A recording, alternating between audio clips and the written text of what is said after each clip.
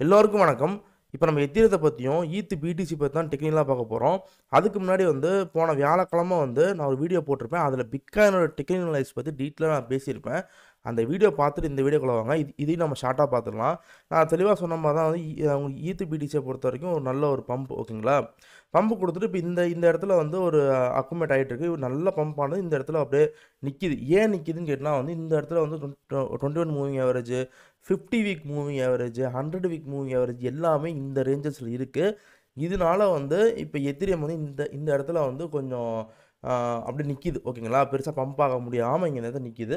So கூடிய சீக்கிரமே என்னைய பொறுத்தவரைக்கும் இந்த இடத்த உடைச்சிட்டு, ஆ இந்த ரேஞ்சுங்கிற கண்டிஷனுக்குள்ள எத்திரியம் போகும். ஓகேங்களா?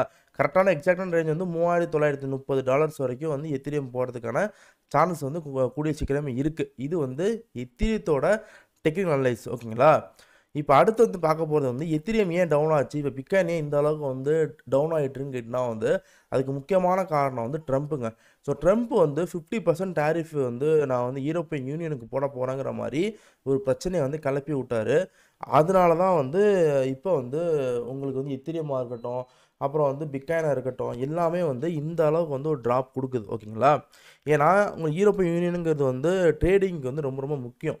ஸோ அவர் ட்ரம்ப் என்ன சொல்றார்ன்னா, கிட்டத்தட்ட யூரோப்பியன் யூனியனால எங்களுக்கு 250 மில்லியன் டெஃபிசிட் ஆகுது. அப்படிங்கிற மாரி சொல்றாரு. ஜூன் 1க்கு அப்புறம் நாங்க 50% டாரிஃப்ங்கிற கண்டிஷன்ல ட்ரம்ப் சொல்றாரு. ஸோ இது உண்மையிலே மார்க்கெட்ட பாதிக்குமான்னு கேட்டா, எஸ் மார்க்கெட்ட பாதிக்கும். அண்டு இது கூடிய சீக்கிரமே சார்ட் அவுட் ஆயிடும். ஓகேங்களா? ஏன்னா ட்ரம்ப் ஒரு மேனிபுலேட்டர். ஓகேங்களா? அதனால அத இப்ப சைனா கூட போட்டதே சால்வ் பண்ணிட்டார்ல. அது மாரி இதையும் பேச்சுவார்த்தை பண்ணி சால்வ் பண்ணிடுவாங்க. பார்க்கலாம் நம்ப. செக் அவுட் பண்ணி பார்க்கலாம். ஆனா நான் திருப்பி திருப்பி சொல்றேன். நான் எப்பவுமே சொல்றது தான். டாலர பேக்கப்ல வைங்க. ஏன்னா ட்ரம்ப்ங்கிறவரு ஒரு மேனிபுலேட்டர். அவனே ஒரு பெரிய வேலு. ஓகேங்களா? அதுக்கப்புறம் தான் இப்பலாம் பிரசிடென்ட் ஆகி கொஞ்சம் இதா இருக்கான். அவனே ஒரு பெரிய பிசினஸ் மேனு. அவனே பிட்காயின டிராப் பண்ணி, எத்திரியத்த டிராப் பண்ணி அவனே வாங்குவான். அதனால கம்பல்சரி டாலர பேக்கப்ல வச்சுக்கோங்க. அப்புறம் இன்னொரு முக்கியமான நியூஸ் ட்ரம்ப் ஒரு மீம் காயின் அவரோட மீம் காயின வச்சிருக்கவருக்கெல்லாம் ஒரு 220 கிரிப்டோ ஹோல்டர்ஸ்க்கு டின்னர் குடுத்துருக்காரு. ஓகேங்களா? ஸோ அந்த நியூஸ் போன வியாழக்கிழமை நடந்த நியூஸ். ஓகேங்களா? இப்ப அடுத்து ஈத் பிடிசியோட டெக்னிக்கல் அனலைஸ் பார்க்கலாம். ஈத் பிடிசிய பொறுத்தவரைக்கும் இது என்னடா பாக்ஸு அப்படிலாம் கொஞ்சம் கொஞ்சம் குழப்பிக்காதீங்க. இந்த சிவப்பு கலர் லைன் இருக்கு பார்த்தீங்களா? அங்க கீழ ஃபைனல் சப்போர்ட் ஈத் பிடிசி எடுத்துட்டு, அதுக்கப்புறம் ஒரு பம்ப் ஆயிட்டே இருக்கு. ஓகேங்களா? இந்த லெவல் வரைக்கும் என்னைய பொறுத்தவரைக்கும் ஈஸியா போறதுக்கான சான்ஸ் இருக்கு. 0.03ங்கிற அந்த வேல்யூ வரைக்கும் ஈத் பிடிசி போகணும்.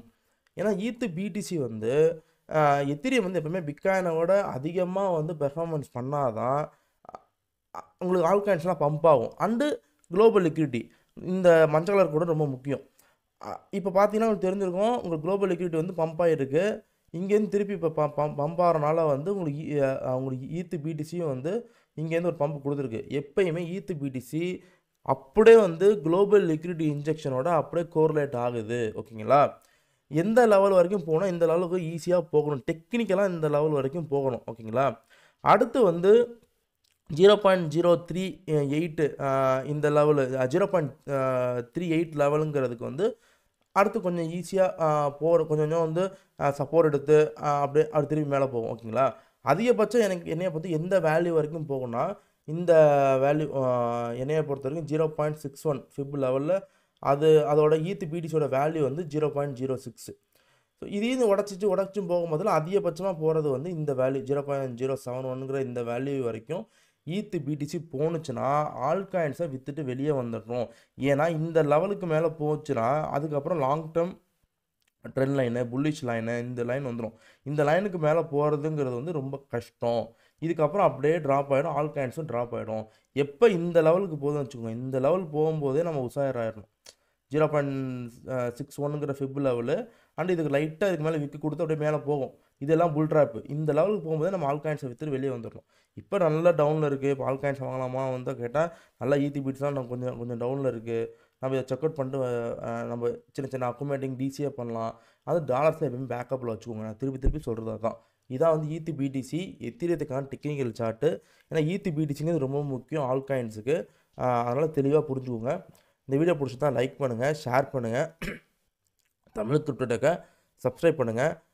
அப்புறம் வந்து தமிழ் கிரிப்டோ இருக்கிற டெலிகிராம், ட்விட்டர் ஸோ 2க்கான லிங்க் கீழே இருக்குது. ஸோ மஸ்ட்டு ஃபாலோ பண்ணுங்கள். பாய்.